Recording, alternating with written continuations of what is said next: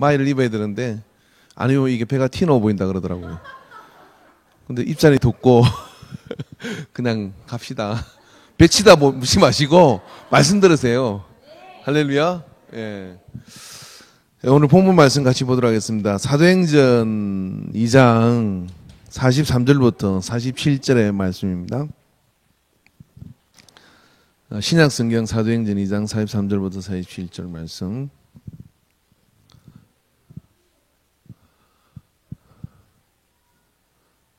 다 찾으셨으면 아멘 합시다.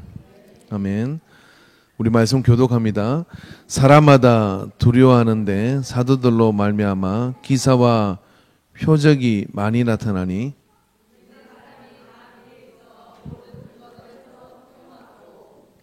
또 재산과 소유를 팔아 각 사람의 필요를 따라 나눠주며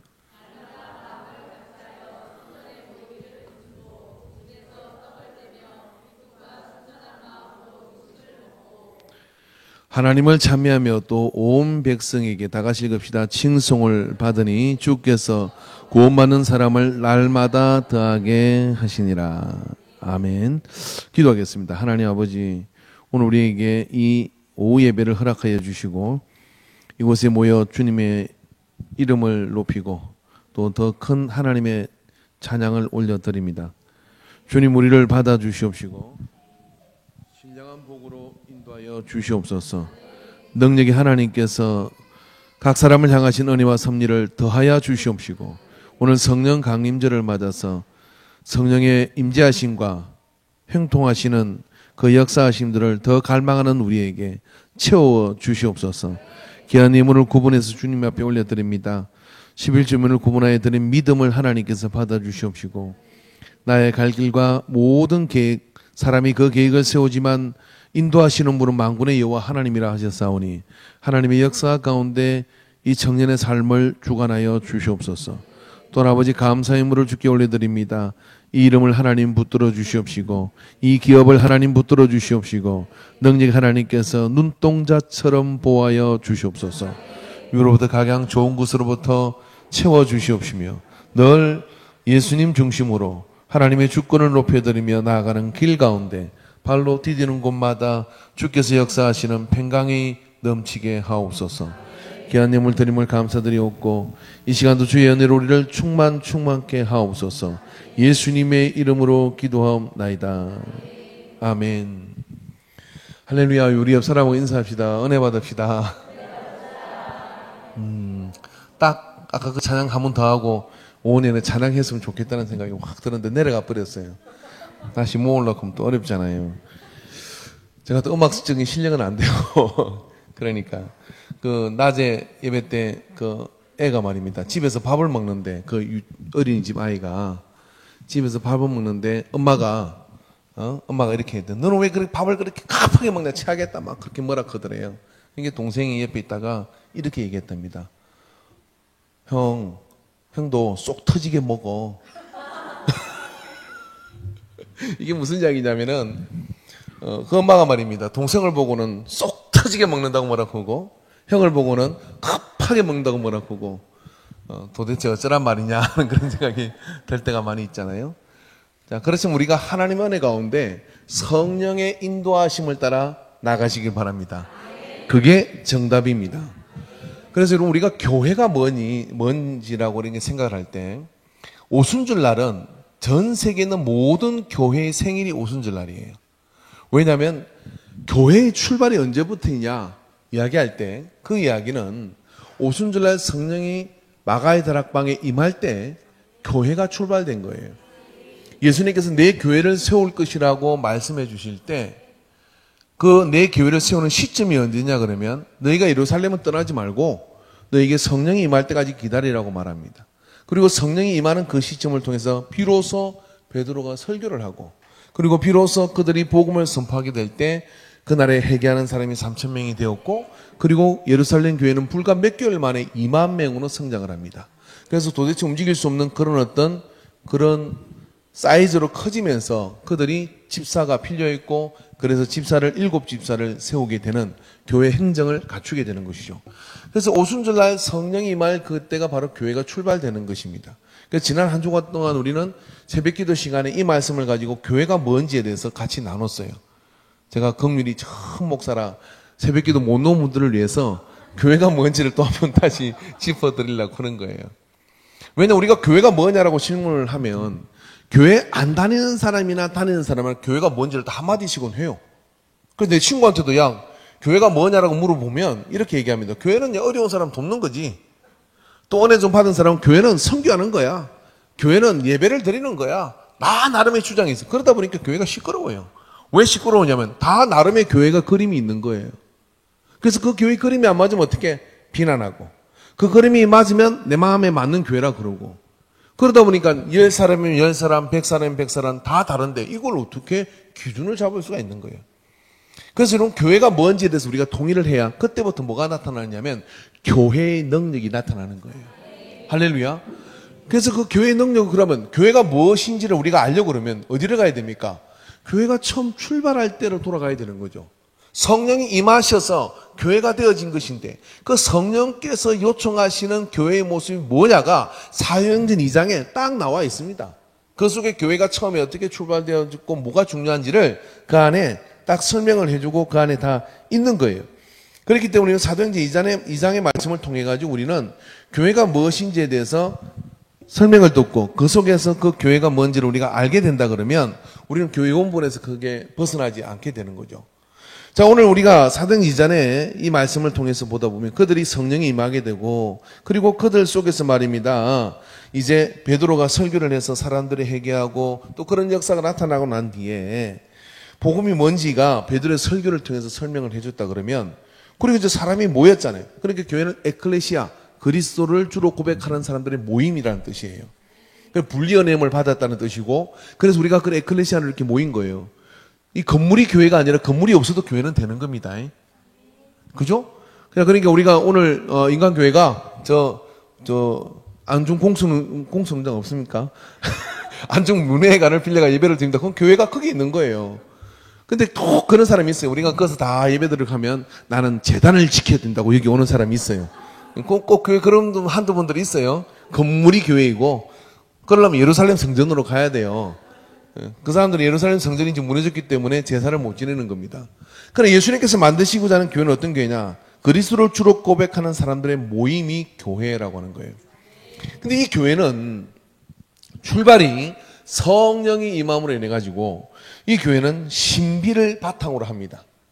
그래서 여러분 우리가 교회 생각한다 그러면 교회와 세상의 구분이 뭘까요? 교회와 세상의 구분은 철저하게 신비라고 하는 이 기준이 있는 거예요. 신비를 목적으로 한다 그러면 그건 신비주의입니다. 그건 나쁜 겁니다. 신비를 목적으로 하는 것은 아니죠. 신비를 통하여 우리가 하나님을 만나는 거죠. 하나님은 영이시니 사람의 눈에 보이지 않는다 그랬단 말이에요. 보이지 않는 하나님을 볼 수 있는 통로가 어디냐면 바로 예수 그리스도의 몸된 교회를 통하여 우리가 하나님을 만나게 되는 거예요. 그 하나님을 만나는 그 과정 속에는 반드시 신비라고 하는 과정을 통과해야 되는 겁니다. 우리가 성경에서 신비를 다 빼버리면 뭐가 남을까요? 남는 게 없습니다. 예수님 출생 자체가 안 되는 거예요. 그러나 우리가 신비라는 부분을 우리가 믿음으로 받아들이고 그 속에서 그 눈에 보이지 않는 하나님을 보려는 그 접근이 뭐냐면 신앙으로 출발하는 겁니다. 여러분 우리 교회 가운데 말입니다. 교회가 있고 절간이 있고 또 뭐가 있죠? 성당이 있고 뭐 한번 해보세요. 이슬람 사원이 있고 그건 많은 어떤 종교들이 있잖아요. 우리는 종교라고 하지 않죠. 우리는 절대의 신앙이지 뭐 다른 어떤 그런 존재와 비교할 수 있는 건 아니잖아요. 근데 그건 우리 생각이고 저기 예수를 믿지 않고 있는 대학생들이나 그런 사람들한테 조사를 해봤어요. 당신이 하나님을 믿지 않고 신을 믿지 않는데 무신론자인데 만약에 앞으로 신앙을 가진다 그러면 어떤 신앙을 선택할 것이냐라고 교회 성장 연구소에서 조사를 했더니 1등이 어딘지 아십니까? 1등이 성당이에요. 성당. 2등이 절간이에요. 3등이 교회는 3등쯤 됩니다. 왜 그러느냐고 물어봤어요. 왜 교회는 마지막이냐고 물어봤어요. 그랬더니 성당이 신앙 같잖아요. 종교 같잖아요. 그리고 절간이 뭔가 초월의 세계를 가는 것 같지 않아요? 라고 대답을 했다는 거예요. 이게 무슨 이야기냐면 교회가 그 기독교의 역사 가운데 많은 부분에 교회의 신비를 포기한 게 있는 겁니다. 그래서 여러분 교회는 신비를 포기하고는 교회가 되지 않는다는 것을 기억하시기 바랍니다. 할렐루야. 자, 우리가 전도를 나가요. 제가 지난번에 예를 들었습니다만은 미국의 어떤 그 백화점 앞에서 전도를 한 겁니다. 어떤 그 교회에서 나와가지고 커피 전도를 했죠. 커피를 나눠주고 뭐 이렇게 토스트를 나눠주고 전도를 하는데 어떤 할머니가 허리가 되게 아파. 허리가 아파서 할머니가 그 백화점 앞으로 이렇게 지나가다가 교회에서 나와서 커피를 나눠주고 있으니까 요게 젊은이들 내가 젊었을 때 어렸을 때 교회를 다녔는데 그 교회에서는 병도 고친다며 그랬어요. 그랬더니 이 커피를 나눠준 세련된 이 사람들이 머리 털라고 처음 듣는 이야기예요. 뭐 성경에 있긴 있지만 그거는 뭐 성경에서 사도행전에 있었던 이야기고 그냥 세련되게 찬양을 하고 그리고 하나님 앞에 고상한 이야기를 들으며 그리고 고상하게 커피를 나눠주는데 이 할머니가 병도 고친다며 그러니까 한 번도 안 해본 거잖아요. 내가 목사님도 아니고. 근데 그 중에 이제 전도팀을 이끄는 리더 되는 사람이 이렇게 얘기한 거예요. 모르긴 몰라도 그런다고 해요. 그랬더니 이 할머니가 그럼 나 좀 고쳐줘. 아파 죽겠네. 나 좀 고쳐줘. 그렇게 했어요. 그러니까 이 리더가 이게 물러날 수가 없잖아요. 그러니까 우리가 팀원들은 설명을 한 겁니다. 성경에 믿는 자의 이와 같은 증거가 따를 것이니 아픈 사람에게 손을 얹으면 나을 것이라. 그거 봐. 3분의 1만 아멘하고 나머지 아멘 안 하잖아요. 오늘 교회 예배 때도 머리가 아파서 11시 간 사람이 있어요. 몸이 힘들어서 12시 간 사람이 있어요. 여러분 사도행전의 역사를 믿는다 그러면 집에 가겠어요? 주여 내 믿음이 약하나이다. 그럼 여기서 들어놓아가지고 어떻게 하겠어요? 목사님 기도해 주세요. 너희 중에 아픈 자가 있느냐? 교회 장로를 청해라. 장로님들 기름 들고 가서 기름 바르고 기도해야 되는 거잖아요.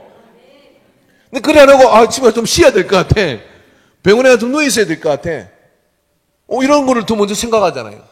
이게 당연히 그들도 그렇게 생각하는 거죠. 그래서 할머니가 그렇게 얘기하니까 어떻게 해요? 기도해야 되는 거잖아요. 자, 모여봐. 우리가 기도하자. 그리고 정말 진솔하게 기도했습니다. 한 번도 해보지 않았지만 성경에 그렇게 기록되어 있고 말씀에 아멘 안 하실래요?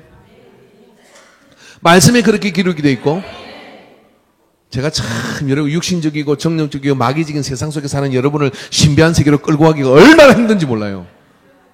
도대체 믿질 않아. 다이팬님에게 좀 신비해져라. 할렐루야. 그게 그리스도인이요. 그죠? 그래서 이 젊은 커피 나눠주는 이 집사들이 말입니다. 그렇게 기도를 한 겁니다. 할머니 가운데 서세요. 그리고 우리는 잘 모르지만 성경이 그렇게 기도되어 있으니 이 병을 예수님 고쳐주세요. 예수님 이름으로 기도합니다. 빨리 커피 나눠주고 전도해야 되니까 빨리 보내야 되니까 고치든 안 고치든. 근데 할머니가 안 아픈데? 그봐 아멘 안 하지. 그놈과 아멘 안 할래? 안 아픈데? 누가 놀랬을까? 커피 나눠준 사람이 놀랬다는 얘기지. 교회가 이렇게 신비한 거야? 교회는 신비한 거예요. 오늘 저 뒤에 우리 보라고 지연이 와 있는데 옛날에 그 누가 고리가 엄마 따라 점치러 간 거 아니야. 지금 장로 집에 며느리가 돼가지고 신앙생활 잘하고 있어요. 점치러 갔는데 엄마가 큰딸 보여주고 둘딸 보였는데 둘째 고리 할 때는 점쟁이가 이렇게 돼. 너 예수 믿지? 그러더래. 그런데 너는 젊게 안 노니까 집에 가 그러더래요. 누가 놀랬을까? 고리가 놀랐어요. 나한테 입에 거품 물고 얘기했어요. 고리가 어떤 아이냐? 예배드리다 중간에 수 틀리면 가. 그리고 지 혼자 걸어와. 저 용골로. 땀 삐질삐질 걸어왔다가 마음에 안 들면 또 가요. 야, 그렇게 나날이 믿음 내가 참 본 적이 없는데 점장이는 그런 믿음도 알아보더라. 그것도 예수 믿었다고 알아봐. 근데 귀신도 알아보는데 여러분은 여러분 자신을 못 알아봐. 왜? 신비를 포기하니까. 나 옆에 있는분에게 신비를 회복하라. 제 이야기가 여러분 신비주의를 가자는 이야기 아니에요. 교회는 신비한 곳입니다. 할렐루야. 그래서 앉아있는 것만 해도 은혜예요. 이 회중에 불러준 것만 해도 은혜입니다. 그래서 오늘 본문에 보면 사람마다 두려워하는데 사도들로 말미암아 기사와 표적이 많이 나타나는다고 하는 거예요. 이 기사와 표적이 많이 나타나는 가운데 교회가 신비의 선을 끊고 출발을 하니까 그때부터 세상과 다른 단체가 되는 것이고 집단이 되는 거예요. 그런 구성원이 되는, 그런 공동체가 되는 거예요. 근데 어떻게 된 건지 교회가 끊임없이 세상의 방식을 따라갑니다. 그리고 세상의 시스템을 교회 안으로 가져오려고 합니다. 그러면 그럴수록 우리에게 떠나는 것이 무엇이냐면 영성이 떠나게 되는 거예요. 그래서 하나님의 은혜와 그 사도행전적 신비를 여러분이 우리가 갈망하고 그리고 그 믿음을 가지고 무리를 걷고 나가야 될 줄로 믿어요. 그게 교회인 것이죠. 그래서 그 신비가 그 속에서 회복되어지니까 찬양하다가도 눈물이 터지고 그 안에서 나를 새롭게 하시는 하나님의 은혜 가운데 들어가게 되고, 그래서 이 지역의 산소통 같은 그런 교회가 되어질 때 교회가 존재하는 이유가 있는 거예요. 이 지역의 오염물질을 뿜어내는 그런 교회가 되면 안 되잖아요. 지역이 아무리 혼탁해도 거기가 아무리 마약이 넘치고 그리고 거기가 어떤 그런 사고가 넘치고 그런 우울한 지역이고 아주 피폐한 지역이랄지라도 그곳에 교회가 세워지면 그 교회를 통하여 알 수 없는 힘의 영향을 예수 믿지 않은 사람들도 느낄 수 있는 교회. 우리 인간교회 되기를 주 이름으로 축원합니다. 그게 성령의 능력인 것이죠. 예루살렘에 성령이 임하니까 그와 같은 역사들이 나타나고 그것은 사람들의 마음을 뒤흔들기 시작합니다. 그래서 믿는 사람이 다 함께 모여 44절에 보니까 모든 물건을 서로 통용했다 그래요. 오늘날 우리가 이와 같은 공동체를 이루기는 어려울 겁니다. 왜냐하면 우리는 핍박의 시대에 살고 있는 것은 아니지만 그러나 우리가 우리 공동체가 어떤 출발을 가지고 있는지는 알아야 돼요. 우리가 지향하는 방향이 어딘지는 알아야 돼요. 주님은 우리를 에덴 동산에 만들 때 하나님을 아버지라 부르고 우리가 자녀로서 그 안에서 가족이 되어 살기로 하는 공동체를 원하시는 겁니다. 근데 우리가 에덴 동산에 타락을 했어요. 세상에 쫓겨나서 죄를 지며 그 저주의 값으로 살았습니다. 주님이 우리를 대신하여 십자가를 죽으시고 우리를 향하여 죄값을 지불해 주심으로 말해가지고 이제는 너희가 무수하는 종의 영을 받은 것이 아니라 양자의 영을 받았다고 말씀하시고 영접하는 자 곧 그 이름을 믿는 자에게 하나님의 자녀가 되는 권세를 주신다 그랬어요. 하나님을 아빠 아버지라 불러라는 거예요. 뭐예요? 하나님의 가족으로 우리가 한 공동체라는 것을 회복시켜 주시는 거죠. 그래서 에덴 동산을 이제 계시록에 나오는 새 에덴에서 그곳에서 이제 우리가 함께 사는 거예요. 네 것 없는 그런 이 사도행전의 역사를 영원히 누리며 함께 사는 곳으로 인도하는 것이 이 복음인 거예요. 복음. 이 복음의 인도하심을 통해서 우리가 이 땅에서 그렇게 못 살지만 그런 공동체를 누리기 위해서 가는 거예요. 그래서 먼저 소천하신 분들은 다 그게 비자가 나와서 가는 겁니다. 그러니까 그 비자가 아직 안 나오신 분들은 뭐냐면 둘 중 하나예요. 할 일이 많거나 아직 덜 됐거나.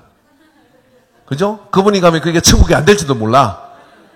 그러니까 믿음을 가지시고 더 그 공동체 속으로 들어가기를 사모해야 되는데 그런 것을 실험할 수 있는 데가 어디냐면 그런 것을 맛보여 줄 수 있는 데가 교회 공동체라고 하는 거예요. 우리가 함께 살지는 못하지만은 그 모였을 때는 그런 마음으로 서로를 쌓아야 돼요. 할렐루야. 예배를 드리고 같이 인사를 할 때 안색이 안 좋거나 힘든 그런 게 있으면 그게 느껴져서 한쪽 구석으로 내려가서 같이 손 붙들고 기도하고 그리고 같이 음식을 나누면서도 서로 챙겨주고 그런 것들을 서로 나눌 수 있는 공동체. 예. 그런 공동체가 멋진 공동체잖아요. 이게 왔는지 없는지도 모르고 그러면 그건 교회가 아닙니다, 여러분. 남솔교회 홍정래 목사님이 지난번에 세미나를 했는데 나는 목회 진짜 엉망을 했다 그렇게 고백을 했어요. 왜 그러냐면 자기가 300명을 넘어가는 순간 이미 자기는 정상적인 목회를 성경적 목자의 그런 목회관을 잃어버렸다는 거 얘기하는 거예요. 얼마나 고맹한 분인지 모릅니다. 그럼 1000명이 되고 3000명이 되고 10,000명이 돼갈 때 모든 걸 잃어버렸다는 거예요. 그래서 그런 이야기를 하는 것이죠. 우리는 그런 거 한번 되어보고라도 그런 말을 해야 되는데 그죠? 그죠? 그래서 제가 전에 티 갔을 땐가, 트러스티아 갔을 때도 보니까요. 같은 교회에서 왔는데, 자기들 거기서 처음 봤대. 자기들끼리 처음 봤대. 그래서 서로 인사를 하다가, 어느 교회 다닌다고, 나도 어느 교회 다니는데, 그러는 거예요. 너무 반가워하는 거야. 몇 년 살았지? 5년 살았대. 그 교회에서. 여기도 5년 살았대. 서로 한 번도 본 적이 없대. 따라하시면 그건 교회가 아니다. 기업이다. 여러분, 교회는 뭐냐면 공동체가 돼야 되는 거예요. 내가 인간관계에서 늘 놀란 거 뭔지 알아요? 우리 젊은 사람들 불러가지고 근사님 이름 대보라 그럴까요? 이 슬픈 일이에요. 딱 올 근사님이야. 근데 우리 근사님들 한 분 한 분 보면요. 막 이정현 사님 딸 만난 그 수많은 한 속에서 기도해서 정말 소설이에요. 정말 이렇게 은혜의 역사예요. 오늘 저녁에, 오늘 오후 예배 때는 여러분, 우리 근사님들의 영빨을 좀 받고 가시기를 바랍니다. 우리 근사님들이 딱 저 있다가 이 지나가는 젊은 은혜 없는 것들을 머리를 다 한 번씩 때려주시기 바랍니다. 할렐루야. 그 세월 살아오며 하나님과 함께한 은혜가, 그게 공동체가 가지고 있는 그런 교회의 능력이에요. 그 위에 조용 안 할래? 예. 그 공동체가 가지고 있는 능력이 바로 애 소리도 나는 거예요.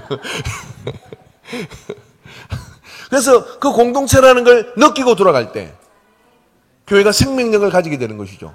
우리가 한번 솔직히 얘기해 봅시다. 뭐하러 교회 기름값 드리고 시간 들이가 이렇게 나옵니까? 계단 올라오기도 힘든데 집에서 텔레비 딱 틀고 말씀 들으면 되죠. 말씀을 먹는 게 예배라면, 그게 교회라면 얼마든지 그래도 되는 거 아닙니까? 그런데 오는 이유가 뭘까요? 왜 불러 모으는 거예요? 왜냐하면 이것은 신비한 그리스도의 몸된 공동체이기 때문에. 그 공동체인 걸 서로 확인할 수 있는 곳이 뭐냐면 교회이고, 그게 천국의 맛을 보는 시간이기 때문에. 할렐루야. 그래서 교회 와서 천국을 맛보지 뭐 나는 교회 갔는데 지옥 갔다. 둘 중 하나예요. 내 마음이 다쳤거나 그 교회가 문제가 있거나. 여러분, 우리 교회는 어떻습니까? 옆에 있는 분에게, 당신은 교회 올 때마다 너무 편해서 잠이 오지요. 너무 편해서 잠이 오지요. 집에 온 거니까 편하잖아. 교회 올 때마다 설레인가? 그래, 너무 편안한 마음이 들고, 할렐루야, 흩어진 가족을 만난 기분이 들고. 근데 말이야, 눈에 막 레이저를 쏘면서 들어올 때마다, 나 너한테 아무도 말 걸지 마? 막 앞에 탁 이렇게 앉아가지고 예배 시간에 그냥 옆도 안 쳐다보고. 그런 게 아니라 옆에 손도 잡아주고 함께 뒤섞이기도 하고, 오늘 저 사람하고 밥 먹었으면 이번 주는 내가 저 사람을 밥을 같이 먹자 그러고 같이 가서 밥 먹기도 하고. 그게 공동체. 예, 그 공동체입니다. 이분들은 말입니다, 재산과 소유를 팔아서 각 사람이 필요한 대로 나눠줬다 그래요. 언제가 우리에게도 이럴 때가 올지도 모릅니다. 그렇다고 제가 이런 때를 만들겠다는 이단은 아니에요. 핍박일 때가 그렇게 해야 될 때도 있을 것입니다. 그러나 지금은 아니죠. 그러나 영원한 하늘나라에서는 어떻겠습니까? 당연히 이렇게 사는 것이죠. 그리고 여러분, 교회는 또 말입니다, 이런 공동체적 특징을 가지고 있는가 하면, 날마다 마음을 같이 성전에 모이기를 힘쓰고 집에서 떡을 떼며 기쁨과 순전한 마음으로 음식을 먹었다 그래요. 그러니까 이것이 떡을 뗀다는 게 초대교회 예배인 것이죠. 유대인들은 말입니다, 제사를, 양을 잡아서 제사를 드리고 소를 잡아 제사를 드렸다면, 그리스도인들은 떡을 떼며 주님이 이 예식을 기념하라 그랬으니까 이 성찬식을 통해 가지고 그렇게 음식을 나누는 걸 예배의 표현으로 잡았습니다. 그래서 초대교회 때는 이것이 사실은 분리되어 있지 않았어요. 식사와 예전이, 성찬이 분리되어 있지 않았죠. 그러나 고린도전서를 통해서 바울이 이런 부분들을 정리합니다. 야, 배에 허기를 채우려고 그 예찬에 참여하지 말라고 얘기를 해요. 그러면서 성찬의 의식을 구분합니다. 그럼 조금씩 떨어졌지만은, 그래 우리는 매달 한 번씩 성찬식을 하잖아요. 이 성찬식을 할 때 이런 분은 몰라서 그렇지요, 한번 성찬위원을 돌아가면서 할 필요가 있어요. 앞에 나와서 함께 떡을 떼고, 그리고 잔을 찍으러 잔을 마시러 나오는 그 모든 행렬들을 이렇게 보면서 우리가 한 떡의 사람이요 한 피의 사람이라는 그 교제가 그 안에서 충만하게 되고, 그래서 그 예배 중심의 공동체가 뭐냐면 교회인 것이죠. 그래서 교회는 무엇을 하든지 간에 예배가 우선입니다. 그리고 예배를 중심으로 해서 모든 교제와 다른 하는 것들이, 교육과 성교와 봉사와 이런 것들이 다 들어가게 되는 거예요. 예배를 제껴놓고는 다른 일을 해서는 안 되는 것이 교회입니다. 그래서 그 교회가 그런 예배를 통해서 하나님을 경배하고 하나님의 높으심을 찬양하고 그 은혜가 우리 속으로 내려오도록 그렇게 만들 때, 그 속에서요, 교회의 본질적 채우심과 에너지가 이 안에 충만하게 되는 거예요. 그래서 여러분 평생에 이런 소망을 가져보십시오. 나는 한평생 주님 앞에 드리는 예배를, 이 주일날 드리는 예배를 나는 갈망하고, 이 주변 예배를 지금 내가 그렇게 못 드리고 있지만 내 평생 마음껏 하나님께 예배하는 그런 예배 속에 있기를 원합니다 하는 그런 어떤 갈망을 가지시기를 주의 이름으로 축원합니다. 할렐루야. 북한에서 탈북한 분이 이런 이야기를 했습니다.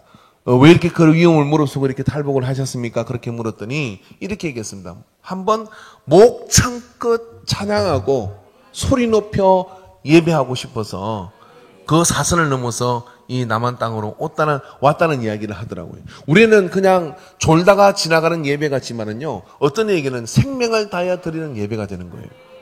제가 중국에 갔을 때 삼자교회를 가본 적이 있어요. 동강에 있는 그 삼자교회, 그게 한 3,000명 모이더라고요. 중국에 그 삼자교회가 3,000명 모여요. 근데 우리 교회 건물만 합니다. 그리고 밖에 어떤 그런 객실도 있고, 그게 어떤 뭐는 CCTV나 어떤 이게 방송이나 이런 화면을 보낼 수가 없어요.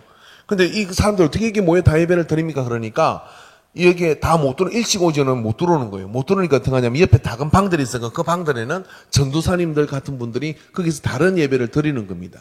근데 그 안에 있는 예배를 드리기 위해서 말입니다. 어떤 분은 그 겨울인데도 그 예배당 밖에서 그 창문 안을 들여다보고 예배를 드리는 사람도 있다 그래요. 여러분, 삼자교회가 과연 그 영성이 없는 것일까요? 물론 그들은 술도 먹고 담배도 핍니다. 그렇지만은 말입니다. 그 속에 하나님을 예배하고 그곳에 만난 그분은 감정이 아주 절절히 넘치더라고요. 자기가 죽을 병이 걸렸는데 딸 때문에 예수를 믿었지만 하나님께 내 병을 고쳐주셨다고. 그러면서 하나님은 살아계시다고 그렇게 이야기하는데요. 정말 깊은 감동을 받았어요. 화장실도 수세식이 아니고, 그리고 푸세식이고, 그게 냄새나고, 그런 것들이, 불편한 것들이 넘쳐나지만, 예배에 대해서 그렇게 생명을 거는 그 모습은 깊은 감동을 줬어요. 예배, 여러분, 삼자교회 예배는요, 3시간 드립니다, 3시간. 1시간 딱 찬양하고, 1시간 설교하고, 끝나고 또 1시간 더 찬양합니다. 우리 한번 3시간 드릴까요? 나 여기 3시간의 영성을 견딜 수 있는 분. 저 목사님 하는 짓이 수상하다. 뭐, 다른 길로 옮겨야 되겠네. 이런 생각도 할 수 있잖아요. 그죠? 근데 3시간 그 사람도 그렇게 해. 왜? 집에 가야 뭐 재밌는 것도 별로 없어서 그런 것도 있겠지만은, 정말 우리는 처속에 그런 어떤 가정교회 이런 것도 많이 생각하지만 삼자교회라고 해서 그 영성이 없는 것도 아니더라고요. 그래서 여러분, 이 모든 것들이 예배를 통해서 이와 같은 하나님의 역사는 계속해서 뻗어나가게 되는 거예요. 그래서 우리 여러분이 평생에 생명을 걸어야 될 것이 있다 그러면 예배에 생명을 거는 거예요. 할렐루야. 옛날에 우리 메르스인가 뭐 그 질병이 돌 때 식당도 문을 닫고 다 그렇게 문을 닫았잖아요. 그런데 말입니다. 그 학교에서 어떤 목사님 아들한테 친구가 이렇게 얘기하더래요. 야, 너가 아버지 큰일 났다. 그러더래. 아버지가 목사인데. 왜? 그러니까. 야, 이렇게 전염병 도는데 사람들 모이는데 가면 안 돼. 그러니까 교인들, 사람들 다 빠질 거 아니야. 애들도 빠네요. 그랬더니 얘 목사들은 역시 달버. 뭐라고 얘기했냐면 이렇게 얘기했습니다. 야, 예배는 목숨 걸고 드리는 거야. 목사들을 우습게 생각하지 마세요. 예배는 목숨 걸고 드리는 거야. 아가 세상을 뭘 몰라서 그랬는지 모르지만 예배는 목숨 걸고 드리는 거야. 그 마디에 그 친구는 깨갱했다는 이야기입니다. 오늘 우리 이런 믿음을 가지고 예배에 나가는 사람은 절대로 인생이 실패하지 않습니다. 예배를 생명을 걸고 드리는 사람은 가장 좋은 것이 위로부터 임하기 때문에 하나님께서는 그를 채워주시는 거예요. 할렐루야. 그런 역사를 누리시기를 주님 축원합니다. 김학성 목사님 교회에 정말 못생긴 자매가 있었대요. 맨 앞에서 맨날 예배만 드리는 자매 있잖아. 아멘, 할렐루야, 막. 근데 정말 요셉 같은 신랑을 해서 기도를 열심히 하는데, 이 목사님 보니까 안 될 것 같더래. 진짜, 기도를 많이 해도 예수님 올 때까지 해도 안 될 것 같더래. 솔직하니, 그렇더래요. 근데 어느 날, 정말 신랑이라고 데려왔는데, 너무 멋진 신랑을 데려온 거예요. 그래가지고 깜짝 놀라서 사연이 너무 궁금한 거야. 그래서 안산공단에서 말입니다. 어디 길을 가다가, 어떤 차가 탁 서더니 길을 물어보더래요. 제가 가르쳐 드릴게요. 그러면 이리로 가면 되고요. 저리로 가면 되고, 길을 막 친절하게 한다. 아니, 제가 가는 데까지 가르쳐 드릴게요. 탄 거야. 이 청년이 굉장히 감동을 먹었어. 이야기를 하다 보니까 교회 다니는 청년이네? 막 그 순간, S대에게 임한 그 공각제가 확 깨어버린 거야. 확 깨어버려가지고, 뭐 중소기업을 하는 뭐 그런 뭐 청년인데, 확 깨어가지고, 뭐 그 여자밖에 없는 거야. 데려왔는데 기가 차더래요. 막 하나님이 살아계신 걸 막 느끼지더래요. 무슨 양인지 알면 예배 안 맞을걸? 할렐루야. 예. 그런 역사가 있는 거 예배를 중심으로 드리면. 뭐 이런 생각 하셨잖아. 나는 뭐 오전 예배 드리고, 오후 예배 드리고, 수요 예배 드리고, 금요 예배 드리고, 도대체 연애할 시간도 없고. 그런 생각할 수 있잖아요. 그런데 걱정하지 마세요. 돌아다니는 이상한 놈한테 걸리는 것보다, 돌아다니는 이상한 여자 차고 오는 것보다는 예배 드리다가요, 하나님이 보내준 사람은 만나야 될 사람은 만나게 됩니다. 이미 끝난 사람들은 아멘하지 마세요. 다른 생각이 들어. 아멘해야 될 사람은 아멘 안 하고. 참, 그 목사님 이야기 들으면서, 야, 나도 막 믿음이 생기더라고요. 야, 그럴 수 있겠고. 자기만 진짜 견적이 많이 녹이 생겼더래. 그런데 어떻게 그대로 걸고 가지고, 멋진 곳으로, 해피엔딩으로 행복했다는 사실입니다.